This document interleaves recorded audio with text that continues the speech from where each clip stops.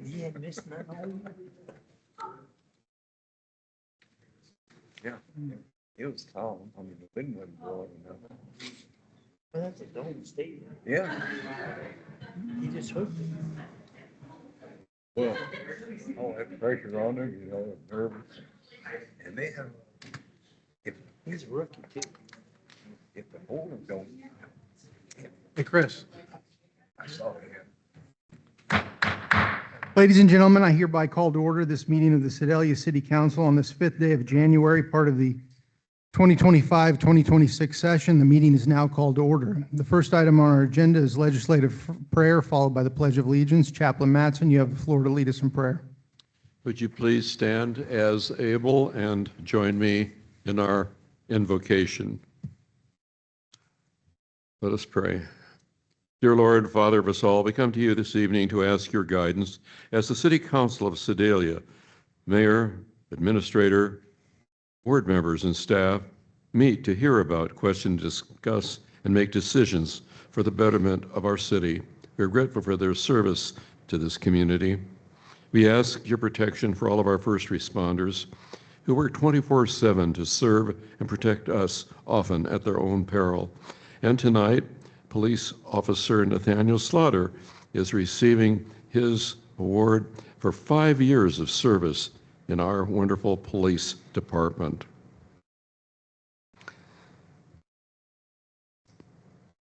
We are grateful for the United States of America, this constitutional republic. Thousands have fought and died to create and preserve it for these 250 years. And perhaps during this year and this time, we should reflect and give thanks to the farsightedness of the founders who risked their lives to create this greatest experiment in government by the people. We ask your blessing and protection for all of our military and civilians serving this great country today, here and throughout the world, and that they be brought home safely to their families. And now as we leave this evening, please protect us and our loved ones. Keep us from harm until we meet again. And all this is prayed in the name of our risen Savior, Jesus Christ. Amen. I pledge allegiance to the flag of the United States of America and to the republic for which it stands, one nation, under God, indivisible, with liberty and justice for all. Roll call, please. Robinson. Yes. Ames is absent. Scribner. Here. Bogus. Here. Hiller. Here. Cross. Here. Foster. Here. Franklin. Here. Okay, one of our favorite holiday traditions is the Christmas Light Contest. It shows the pride our residents take in their homes and in Sedalia. I'd now like to invite forward Community Engagement Director Jessica Hoffman to present this year's awards.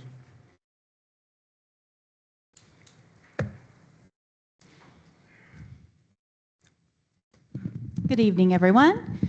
This year we had several contestants and we had several people turn out to vote. We want to thank everybody so much for participating.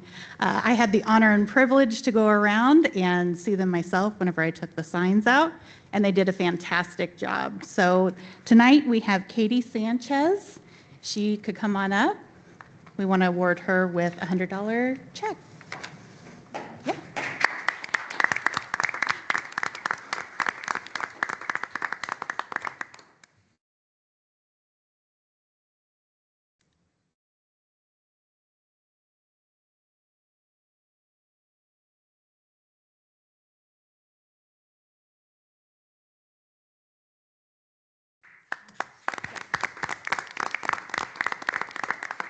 And I don't believe the other two were able to make it tonight.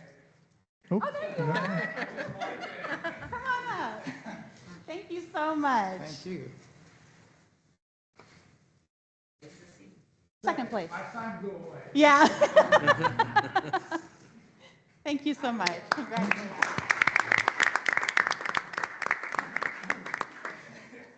All right. Let's see, moving along, the next item on our agenda is approval of the previous session meeting minutes. We'll go ahead and take the council meeting minutes. These are from the December 15th, 2025 meeting. Do I have a motion and a second? Motion to approve. Second. I have a motion to approve and a second. Do I have any discussion regarding those meeting minutes? Having heard none, all those in favor? Anyone opposed? Motion passes. We'll now move on to the meeting minutes from the special council meeting. These are dated December 23rd, 2025. Do I have a motion and a second? Motion to approve? Second. I have a motion to approve and a second. Do I have any council discussion regarding those meeting minutes? Having heard none, all those in favor? Aye. Anyone opposed? Motion passes. We'll now move on to the roll call of our standing committees. Up first, we have Finance and Administration. Chairwoman Bogus, you have the floor. Thank you. Tonight, we're having a strategic planning presentation regarding downtown by Ms. Jessica Hoffman. Come on up and you have the floor.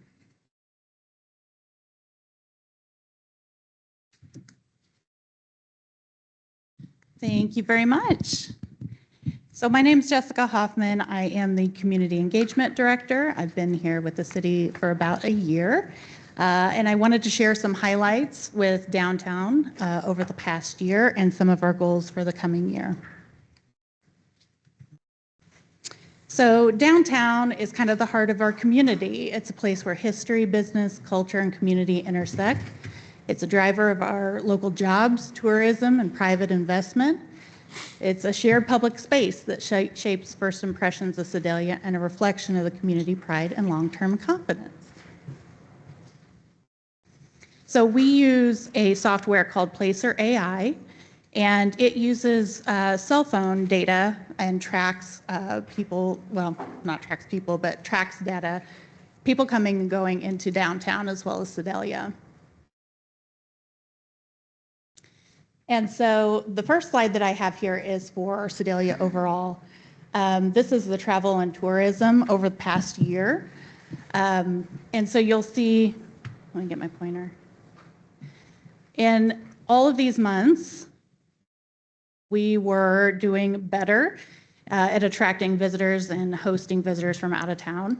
And only a couple, we had March, April, and July, where it was less than last year. And we have a heat map that kind of shows where our visitors are coming from out of town, and mostly, like you would assume, probably Kansas City or St. Louis. But Springfield was third place, so that was kind of interesting to me. I kind of figured it would be Columbia or Dust City, but we do have a lot of traffic coming from Springfield. So as it relates to downtown specifically, we had 1.8 million trips made downtown by approximately 285,000 shoppers. So that's averaging about 6 trips downtown per year. Is that last year only? This is last year.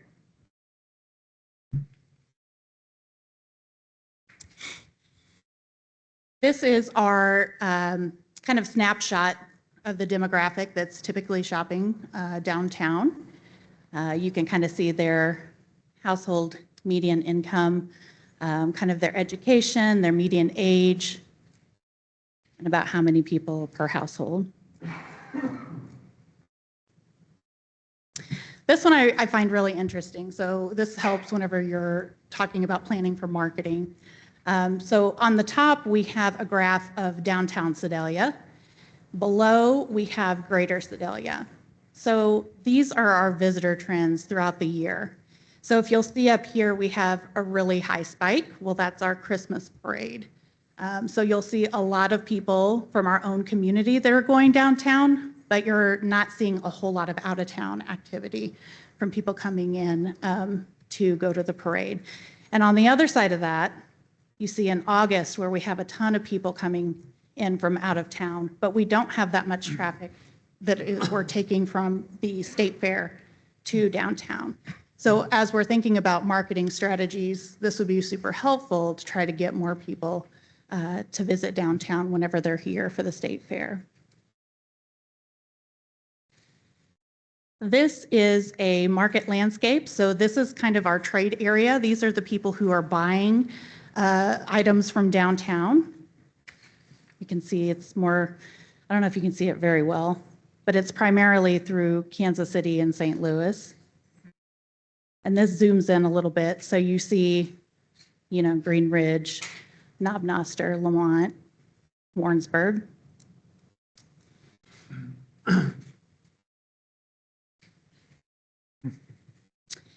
This talks about our visitors' journey. So the circle represents downtown and their trip going downtown. So this is where they're coming from before they go downtown and where they go after they leave downtown. So a lot of people are just leaving their homes to make a trip specifically to go to downtown as their destination. This is all data that we track. So it's tracked through Placer AI. No. I mean, this is all through the software. The software tracks that. And on average, most people are spending approximately 15 to 30 minutes downtown.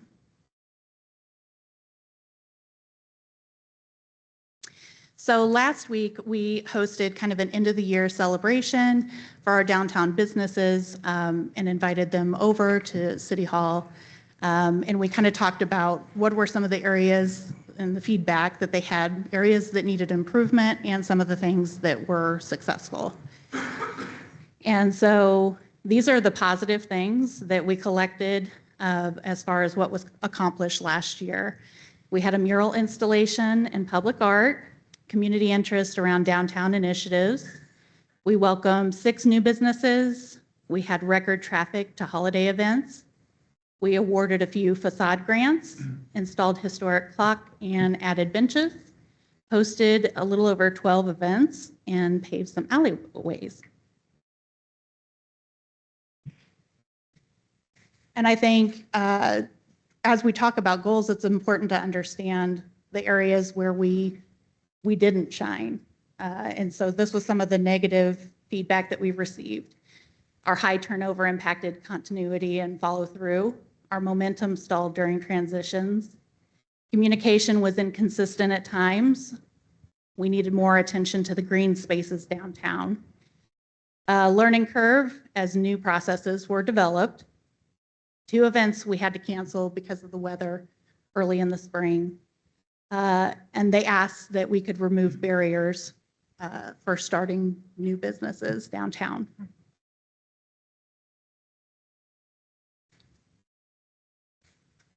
So as we talk about our goals for next year, or this coming year, the Main Street program is broke into, we have a board and then there are 4 different committees.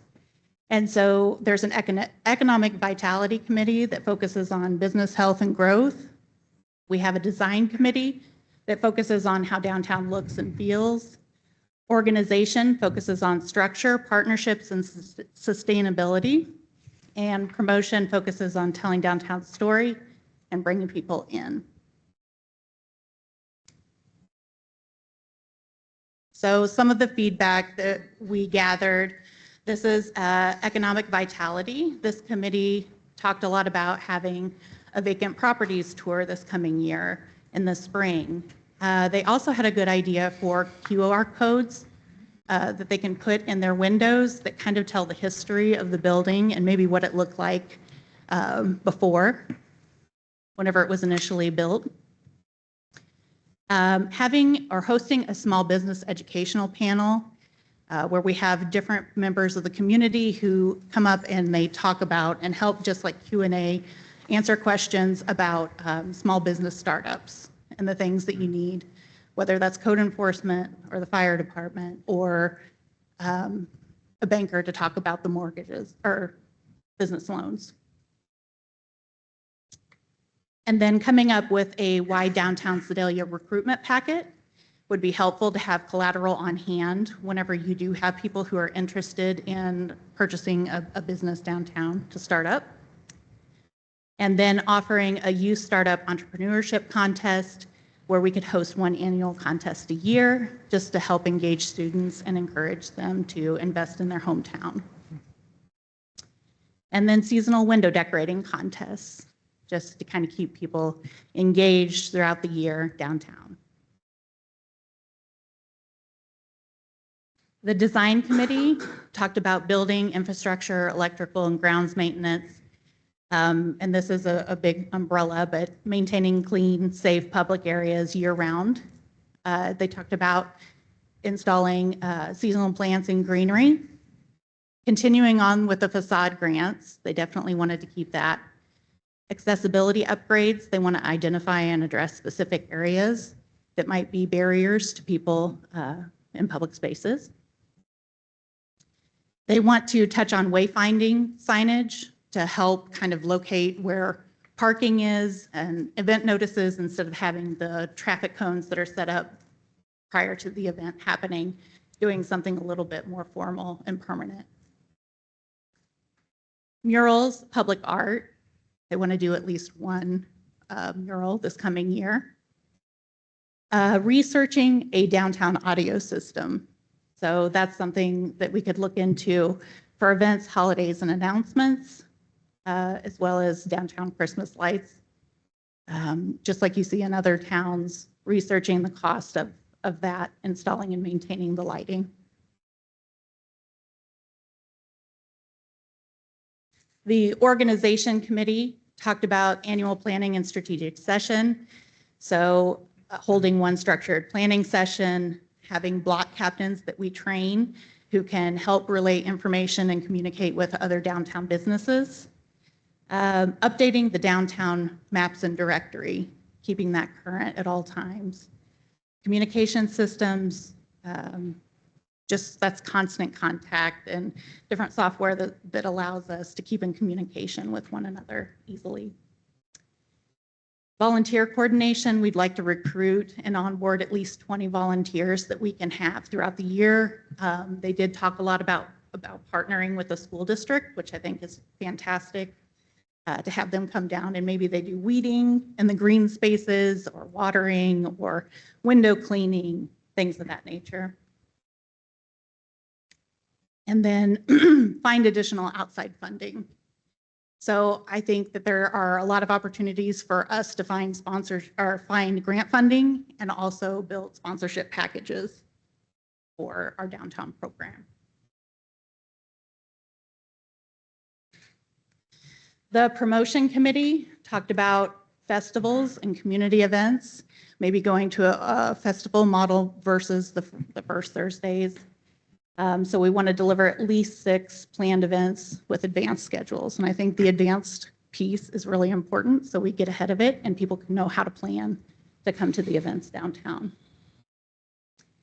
They also talked about quarterly Saturday business crawls downtown, and I think that's a fantastic idea where we're bringing businesses in or bringing people into the actual businesses.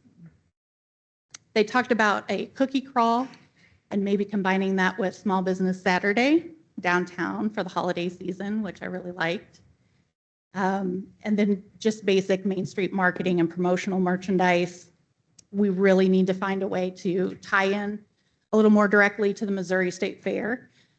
We have the World Cup that's coming this year, and they're talking about it being so big within a 250-mile radius around Kansas City. People will likely be traveling to stay in hotels and then travel back. So we're thinking the Amtrak's going to come in handy for that. And then just hosting live entertainment periodically throughout the year. So I appreciate your time. These are just kind of snapshots and overviews of what we're going to be looking at for this coming year. Are there any questions? Any questions from the council for Jessica? All right, thank you, Jessica. Thank you. That concludes Finance and Administration. All right, up next, we have Public Works. Chairwoman Franklin, you have the floor. Our first item up is Operations Director Justin Bray will provide a strategic budget planning presentation to the City Council for streets, sanitation, mowing, and alley maintenance. These annual presentations highlight the department's vision and priority for the upcoming year in order to give council the opportunity to discuss future needs and share input. Staff welcome council to provide thoughtful input and constructive feedback to help guide departmental planning and ensure alignment with community priorities. These presentations are intended to begin the planning process by focusing on long-term vision, priorities, and needs anticipated in fiscal 27. Good evening, everybody. I've got quite a few slides to go through, so I'm going to try to bang through them quick. So So what we do in the street division, this is basically our day-to-day, everything that the street crews does, from maintain roadways, mill and overlay, the concrete crew with asphalt, crack sealing, tree trimming, culvert pipe replacement, as well as all the way into the winter months, snow removal, ice removal, and then with the sign shop, painting, roadway markings, and updating our signage. Our current staffing to do all of this, and this is year-round projects that we do, is myself, our chief office administrator, 3 crew supervisors, and 11 equipment operator 2s, 3 equipment operator 1s, and 2 maintenance operators and a maintenance technician, so for a total staff of 22. Progress on 26 projects, 16 streets, 65 highway to Beacon, as well as we broke this up into several pieces because of the county infrastructure grant. So also 16th Street, Ohio to New York, New England Drive, Hancock, Montgomery Avenue, Grand 20th to 24th. We were planning on going to South City Limits or to 32nd Street at minimum, but the water line replacement project was postponed. It's currently underway. So this will be something that I'm going to try to carry over for next year. Emmett, Quincy, and Sneed. And then the alleyways we covered were from South Ohio Avenue to South Osage between 5th and 6th, and South Wagner 9th to 10th. We also were working tightly this year with Pettis County Road and Bridge. We assisted them in a couple of projects, as well as them assisting us with hauling or with some equipment needs. We helped them with Cambridge, Apple Valley Road, and East 32nd Street. They now have their own laydown machine that's very similar to ours, so we were offering some assistance and training, and then lending them a couple of our guys to help them get their feet underneath of them to get them going. And then we also started doing macro paving this year. I apologize. So we started in the cemetery. So we did 29,652 linear feet, which is every one of the roads out in the cemetery. 16th Street, we did a portion of 16th from New York east, and then Southwest Village. And then we did not do any parking lots this year. So this is, again, recapping on our day-to-day projects and duties that we do every day, but various asphalt repairs and base failures. We mill the roads up, so we obtain the asphalt millings off of that and lay those in the alleys. We've put down approximately 1,800 tons this year. Crack sealing, so anything that we macro pave, we have to crack seal beforehand, and then also crack sealing is a preventative for water infiltration. Culvert pipe replacement, street sweeping, and then as well as the concrete projects. So we have completed 4,507 feet so far this year of sidewalk. This does not include the North Central Sidewalk project, which we're demoing. This is just sidewalks that we've replaced. And then about 630 linear feet of curb. And then all those concrete projects require quite a bit of base rock. So 1,200 tons of base rock hauled in. And then again, North Central Sidewalk project. Moving on to the winter. So this is kind of a snapshot of what we've used over the history since 2018 and including last year. So if everybody remembers, last year was quite the hiccup with salt and snow and cold weather.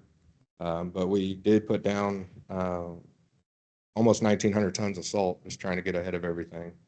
So it's still above average. The year before that was a little bit above average as well. And it's showing that we're going to have a late winter this year, obviously. It's almost 60 degrees outside right now. And expecting larger snowstorms at the end of the year, at the end of the winter. Tree trimming. We have trimmed 42 or removed 42 trees in-house and outsourced 84. Some of these are because of being high risk around power lines or just due to the size, sheer nature of how tall they are. While we were doing the Broadway project, we did outsource quite a few of those just to help the project move along. And then tree trimming, we trimmed 373 trees and outsourced 11. So the 11 would be during emergency hours and again around power lines and things of that nature. And then we planted 22 trees, and out at the compost site, we haul the wood chips that get ground up from the brush drop-off, I apologize, brush drop-off out there. We hauled 18,000 cubic yards of wood chips. So continuing on our safe routes to school, Sacred Heart, we added a pedestrian crosswalk blink light, which we've got a few of those in town now. We have one at Manning, Kentucky, one at 3rd Street, and then one over off of Saline. We've updated all the school zone signs and roadway markings with high-vis paint as well as high-vis bollard markings to signify the school zones, and as well as exiting school zone signs in school zones. The request that we have for next year, this is all based on the RAS data and recommendations. So 24th Street from 24th to South City limits. And again, this is a FY26 project that we're going to carry forward. 24th Street, New York to Clinton Road. East 3rd from South Ohio to South Engineer. Adams Pro Energy, Cherry Tree to Eagle View. These are all carryover requests from last year. South Washington and East 10th, and then as well as our alleyways, 9th, Broadway to 9th, and Broadway to 7th. These are our main alleyways that we utilize for trash pickup.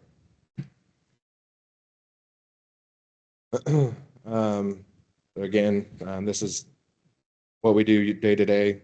So just maintaining our projects as we continue. So the mowing and alley maintenance crews, they are kind of all the jack of all trades. They are fill in where we need on sanitation. If we're short on drivers or laborers on the back. We have a lot of properties that we have to maintain and mow. Some of them are mowed every 10 days. And then we also have some code enforcement abatements that we have to mow as well. As well as our 159 miles of alleyways that they help to maintain and trim back, including grading and rocking and putting millings in. And then we provide seasonal or personnel to the sanitation department for pickup on demand, clean sweep, and things of that nature. This crew is 1 crew supervisor, 3 equipment operator twos, 2 laborers, so there's a 6 total in our mowing crew. That's just a picture of the alley or the millings that we put in the alleys. Request for next year is to add additional staff so we can run 2 3-man crews. And then also an equipment operator 1 for fill-in if we have a call in on sanitation or somebody on vacation. Right now we are staffed so tight on sanitation that if I have a gentleman or a driver that calls in, I have to pull somebody from either streets or from the mowing crew to be able to pick up trash. And then moving on to sanitation. So the goals that we have as every year goes is to provide reliable, responsive and affordable sanitation collection service in line with customer needs. Attract, build, retain workforce, and engage civilians as partners to help keep our city clean and healthy. Try to get more information out about the option to rent a container. That's by far our most overlooked service that we do offer. Sanitation work is ranked as the 4th most dangerous job in the United States if you Google it. So we want to continue to improve our safety for our employees and the public. Safety is everybody's job. So adding LED lighting, and as well as beacon lights and things of that nature to help get everybody's attention, let us know that we're there. And then continue working on bringing Sanitation Enterprise to break even. Services provided this year, we have once weekly trash collection, Tuesday through Friday. We have collected 8,038 tons of trash, which is 16,076,000 pounds of trash. This is as of the end of November, so we're still building. Clean sweep program, curbside pickup, 4 cubic yards per household.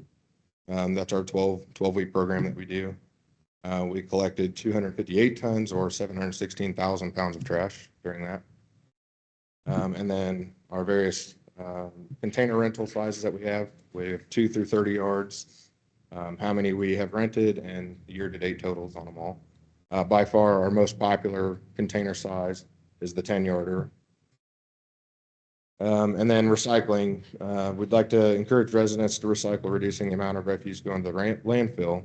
This will not only help to lower our overall bill going to the landfill, but help people to lower their containers that they have to purchase for their monthly bill. There's a drop-off site on South Ingram. I would like to also start working on getting other options out there. I would like to, yes. Yes, something similar to that. Hey, that'd be great. Yeah. You're welcome. Bi-monthly yard waste pickup. We currently have 138 customers and have made 288 pickups. So our current staffing is 1 crew supervisor, 1 admin assistant, 4 equipment operator 2s, 2 laborers for a total of 8 in sanitation. I'm requesting 1 to be a mirror with mowing crew, so either a 50-50 split or 1 for sanitation specifically. For a backup driver and container rental, this would have to be an equipment operator 1 to have CDL so we can deliver our 30 yards and our 10 yarders. No need for new equipment. All of our, or as far as garbage trucks go, let me back that up. But I am wanting to replace our oldest grapple truck. It's a 2009.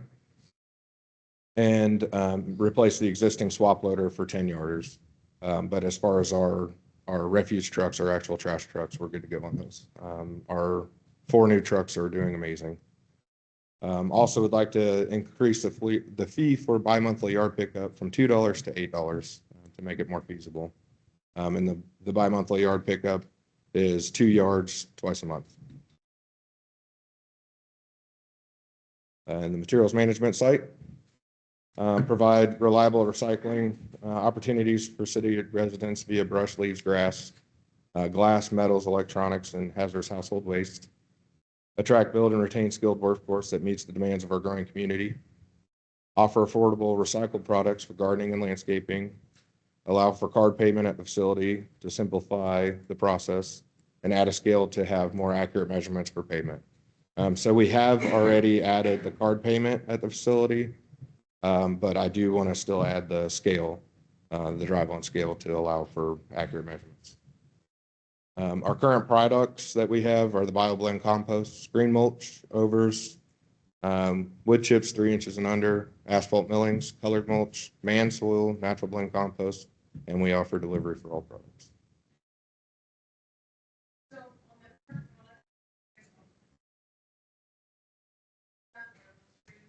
They are not free. The current products that we offer, we do have a fee schedule set.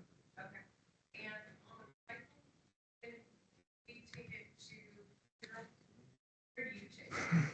So currently, right now, it depends on what product it is. If it's steel or aluminum or any other metal product, we're taking it to Advantage Metal. If it's glass, we're actually crushing it on site right now and hauling it to Ripple Glass because we do not have a pulverizer. And then if it's cardboards, we actually utilize that for most of the cardboard we utilize for soil amendments and temperature.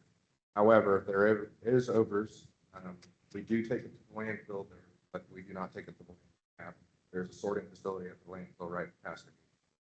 So we take it there. They charge us to dispose of it. It is a lower rate than our normal sanitation fee. There, they take it to Kansas City. So if we start using recycling after you get the figure here, That is my ultimate plan. I understand. I like it. I like recycling. You're welcome. And then continuing on with the request for 2027, is drive on scale and scale house. Additional concrete walls for the zones. So we have continued building the zones out there. We were budgeted, I do believe we built 5. We need 3 more walls to continue building our zones. What this does for us is allows us to double our production. So instead of us only producing 40 yards at a time, we can do, actually it's a little bit more, we can go almost 100 yards at a time in processing. This also helps us in winter months because it keeps everything compacted and shielded from the wind. So our temperatures are able to continue rising and cook off faster. Also, would like to get a brush grinder to where we can have multiple phases of brush grinding so we can grind it extremely tight. Right now, we're currently outsourcing this, having a company come in and grind it for us. But if we had our own, we could have our own size mulches. So we could get a finer mulch, like a 3/4 mulch, which is what most people like to use for their gardens and things of that nature, as well as help break down our materials faster. And then the last thing is adding a camera/security system for obvious reasons. That's all I got. You have any questions? Any questions, council? Is there any profit in recycling right now? There is some in some areas and some not so much in others. So it's kind of a loaded question. So to answer your question, yes, there is some, but recycling should never be viewed as a moneymaker. It should always be viewed as a reduction. So if we would start recycling again, it would save us from taking stuff out to the landfill. Yes, yes, it would save in multiple ways. It would help save our customers in the fashion of with the select size containers that we have, they can lower what they're having to pay, which we pay by weight whenever we go to landfill. We don't pay by volume. So I can have a 30-yard container that has 2 tons in it, or a 30-yard container that has 40 tons in it. I'm going to pay for the 40 tons, not the container. So on the glass, do we resell it? We do sell it currently right now back to Ripple Glass. And the paper? What's that? Paper and plastic, is there any profit in that? There is, but it has to be sorted and bundled correctly. And generally speaking, recyclers don't buy like loose product. It has to be baled or it has to be compacted for them to even want to accept it. We do have, if we can continue trying to sort and hold, which then becomes the issue. But if there's a way that we can sort and hold it, we can compact it in a rear load truck and drive it to Jefferson City. And it actually would be, we would make a little bit over the labor and fuel that it takes to get it there. But it'd be a little. There are like 3 or 4 different styles and types of plastics. And they don't want it all as just a plastic. So like a bleach jug versus like a clear water bottle, it can't be baled together. Thanks, sir. Yes, sir. Any other questions from the council? You had mentioned needing more staff, and I kind of missed where you wanted one. Were you asking for one person for sanitation and one for mowing, or just one more to kind of fill in your gap for both of those? So for sure, I would need one either way as an equipment operator too. Okay. But laborers for sure on mowing, so I could run 2 3-man crews. Okay. Any other questions? No? Thank you, Justin. All right, thank you.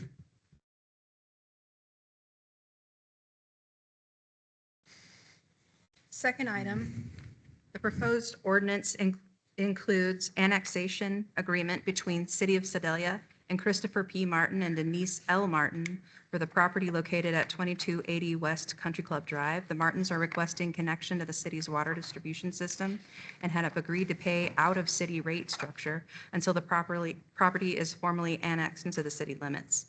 The agreement includes language allowing the city to disconnect service if annexation process is not completed. The Martins have already signed and notarized the agreement.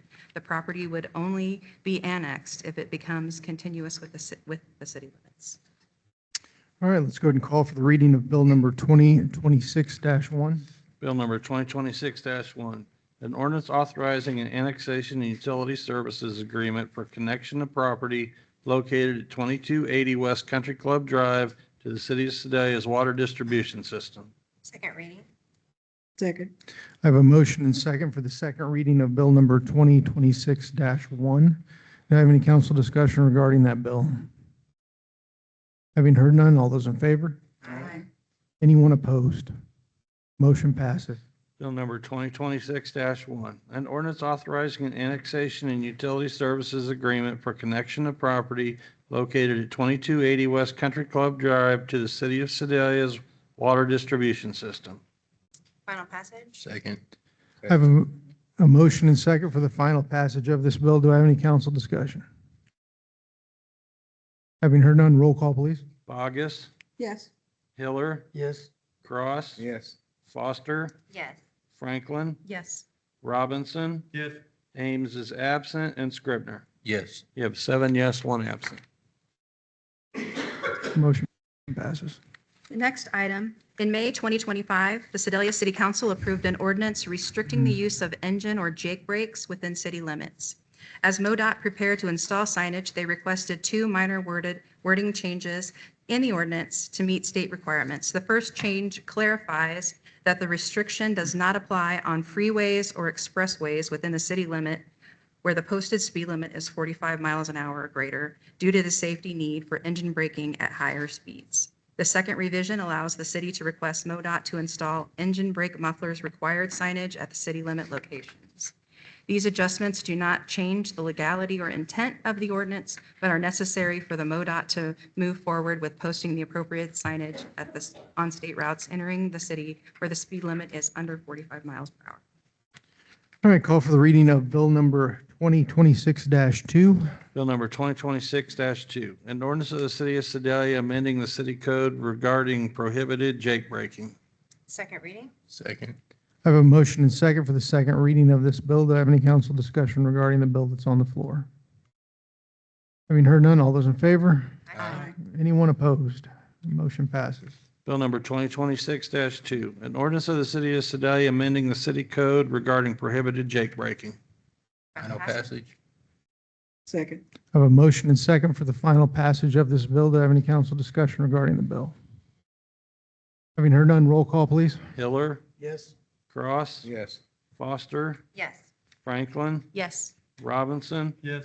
Ames is absent, Scribner, Yes. Bogus. Yes. 7 yes, 1 absent. Motion passes.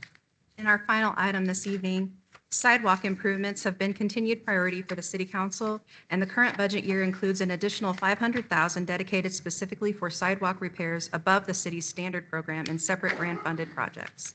To make the most of these funds, project manager Jeremy Stone prepared a bid package starting with the oldest, most critical repair locations. The package was structured with alternate deducts to adjust quantities as needed and keep the final project within budget. 4 bids were received, with the highest base bid at approximately $1.32 million and the lowest base bid approximately $647,000.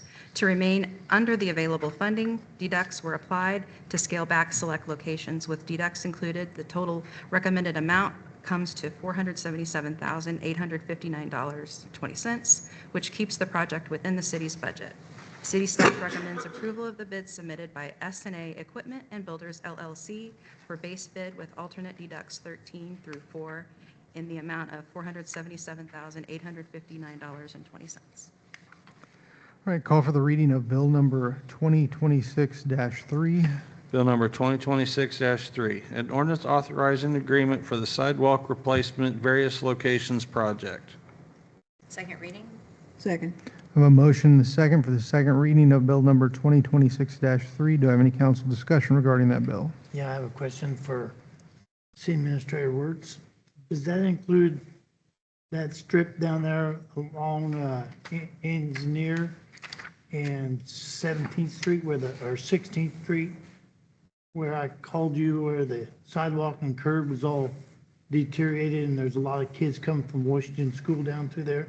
We're going to have to do that one on our own. It did with the deducts, we couldn't fit it in there, but we'll do it on our own. Okay. So our crew will do that one instead. Okay. Any other council discussion? I have a question.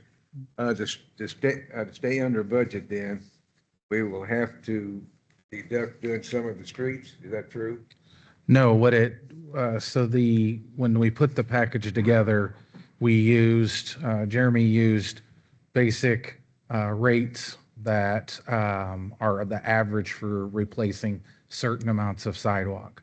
When he did that, he put together the list based on starting at the oldest requested repairs and moving forward.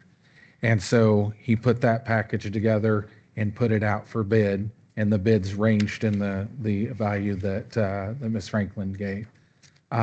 So that became $646,000 or so.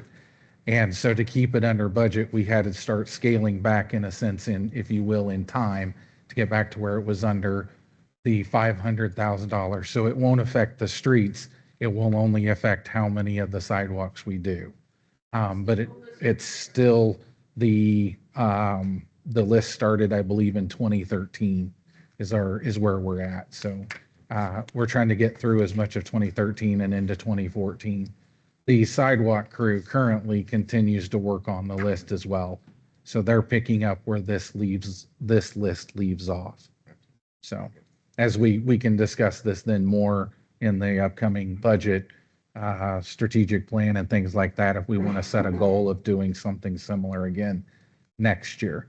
The idea with this, when we discussed it, if you guys remember, if not, I'll refresh us on it, is that we were trying to get further each year, and we only have so much manpower to do it internally. So this was the idea, is to go quite a bit further with our project. It will encompass more sidewalk than we ever have in 1 year between what our crew is doing, what the North Central Sidewalk Project is doing, and what this has done. It'll be quite remarkable. It will, though, with the weather, potentially go into the next budget year. We'll just have to see. Okay, thanks, sir. Thank you, Administrator Ward. Can we get some type of a mapping of exactly where this is rather than just saying it's the east side of 5th and 6th or what have you? A visual, Yes. not just for us, but for the community itself. Sure. They'd be able to look at it. Sure. Yeah. In that bid package, it did give specific blocks.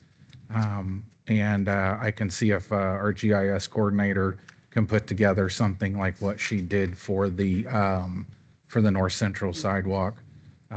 She's pretty talented with the maps. So Thank you. We'll get that done. All right. Any further discussion from the council? Having heard none, all those in favor? Aye. Anyone opposed? Motion passes. Bill number 2026-3, an ordinance authorizing agreement for the sidewalk replacement at various locations project. Second. I have a motion and second for the final passage of 2026-3. Do I have any council discussion? Having heard none, roll call, please. Cross, Yes. Foster, Yes. Franklin, Yes. Robinson, Yes. Ames is absent, Scrivener, Yes. Bogus, Yes. Hiller. Yes. 7 yes, 1 absent. Motion passes. I believe that is all for Public Works. Thank you, Chairwoman Franklin. Up next, we have a liquor license we need to approve. Call for the reading of the liquor license. We have one renewal, Erica Eisenminger doing business as Ivory Grill at 317 South Ohio for sidewalk sales and Sunday sales. Motion to approve? Second. I have a motion to approve and a second. Do I have any council discussion regarding that liquor license? Having heard none, all those in favor? Aye. Anyone opposed? Motion passes. Now moving along, do we have any miscellaneous items from the city council or city administrator? Does anybody have anything? I have one item. It's an invitation to the council and any others. Invitation to the Martin Luther King program, which will be happening on Monday, January the 19th, starting at 3 p.m. at Burns Chapel Free Will Baptist Church located at 207 East Pettus. We cordially invite you to attend And what was that time? at 3 p.m. You said the 19th? Martin Luther King's actual birth date, Monday, January 19th at 3. Very good. Does anybody have anything else? I have an update on the bridge. We Our contractor had been, as I'd notated last week, working on the steel. He got the go-ahead today for, he had to submit a shoring plan to Union Pacific for his concrete forms and equipment, and that has received its final approval. There is basically a startup meeting tomorrow with our staff and everyone involved, and he is very anxious to get started. So weather pending, he should be starting any minute. So good news to get that rolling. So Thank you, Administrator Ward. Anyone else? All right. Having heard none, we'll move along to the good and welfare portion of our meeting. This is a time we've set aside to hear from residents of Sedalia to address the City Council directly. As a reminder, anyone wishing to speak must have signed up in advance using the form located in the lobby prior to the start of the meeting. That form requires your name, address, telephone number, and the agenda item you wish to address. Comments must relate to items on tonight's agenda unless a formal written request to speak on a non-agenda topic was submitted at least 2 business days in advance. Each speaker will be allowed 3 minutes to present their remarks. Please clearly state your name and address for the record when you come to the microphone.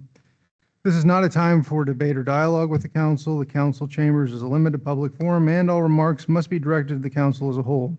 I would remind everyone that personal attacks on specific city employees by name or title are not permitted. If you wish to file a formal complaint regarding an employee, you may do so in writing through the clerk's office. Disruptive behavior such as shouting, refusing to yield the floor, or blocking the view of others will not be tolerated, and violators may be asked to leave or removed by law enforcement if necessary.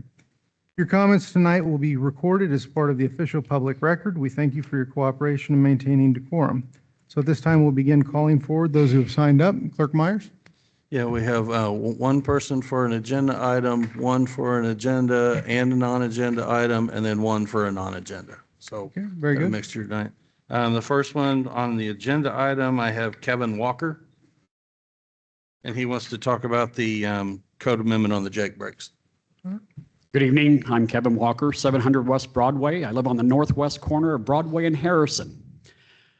Mr. Scribner, I hope you are serious about this ordinance going into effect, and I hope Chief Wirtz and his team are serious about this, because it's annoying, very much so. You live 2 blocks behind me, Andrew's 1 block behind me, and it is loud as can be.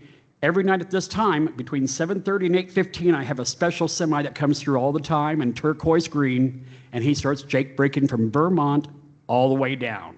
It's a 35-mile-an-hour speed limit. He doesn't need to be doing that unless he's probably speeding. Surely not. They wouldn't do that in our town. So I really do hope you guys are serious about this. It causes damages to our homes on Broadway. It vibrates glass loose in our homes, in our window sills. I've had to replace a lot of caulking on the seals because of that, and I get tired of that.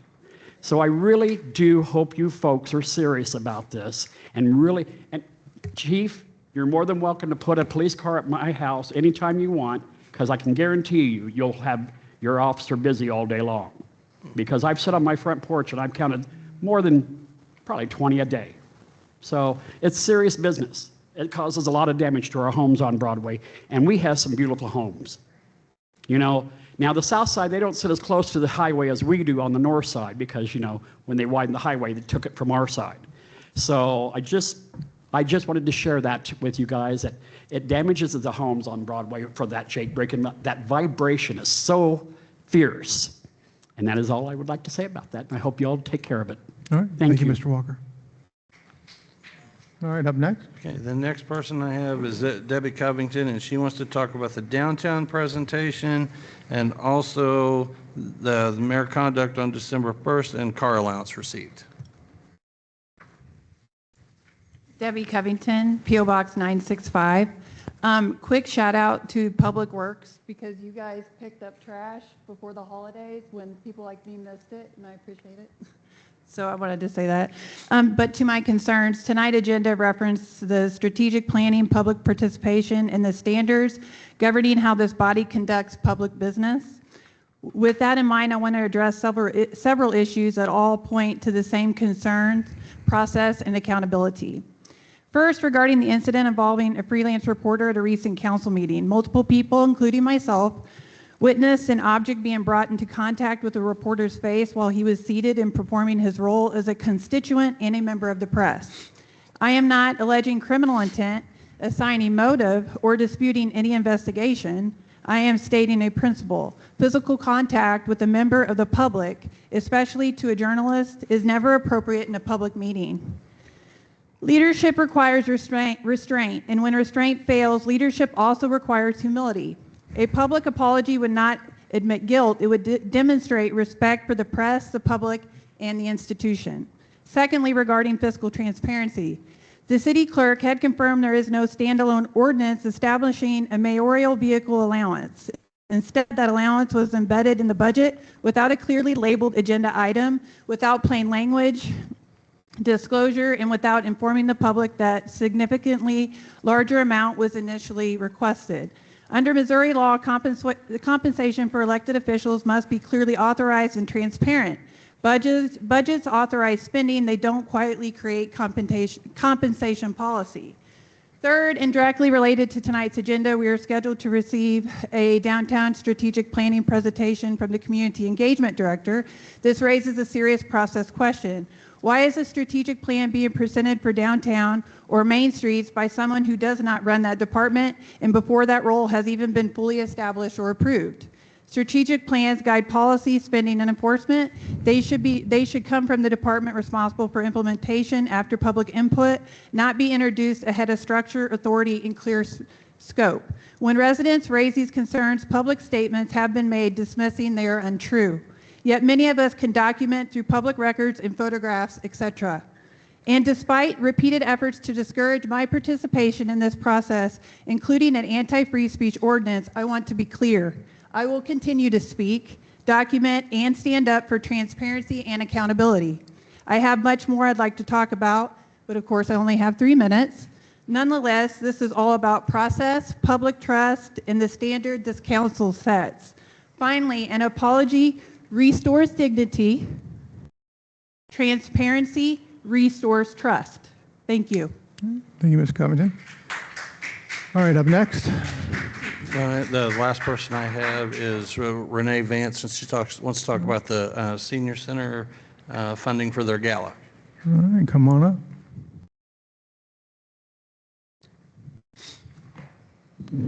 Renee Vance, 19813 Tangleman.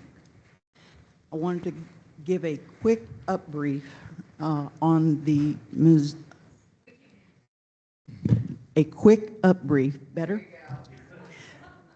a quick upbrief on the Older Americans Act. As of early January, which is now, the Older Americans Act is funded only through January 30th via a temporary measure, but faces potential lapse unless Congress passes the new legislation to reauthorize or fully fund it for fiscal year 2026. The Senate actually did pass a bill, Senate 4776, in late 24 to reauthorize the Older Americans Act from 26 to 2030. However, as we know, it has stalled in the House. The extension is pending, and we need to have our Congress act. I have Representative Alford's number. I would appreciate any and all constituents of Missouri. If you use the Older American Act, you need to have it funded.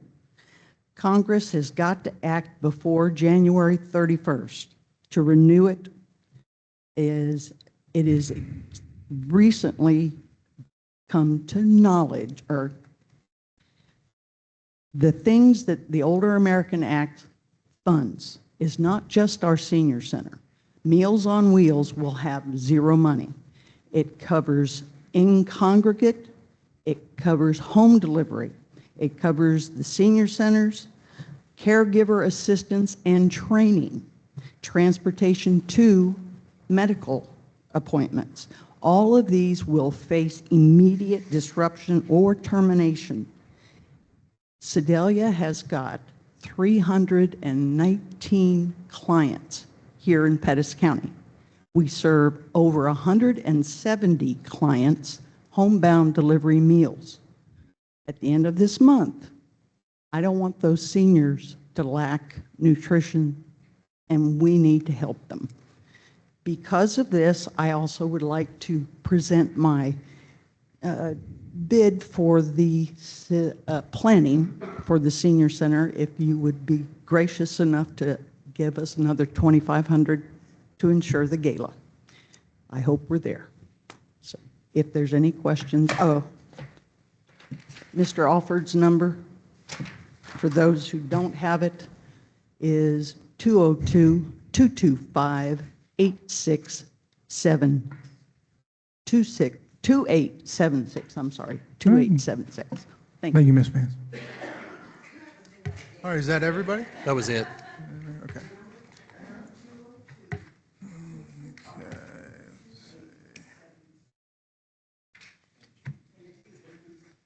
All right, with that, I'll go ahead and entertain a motion to move to closed door session. Motion to move to closed door.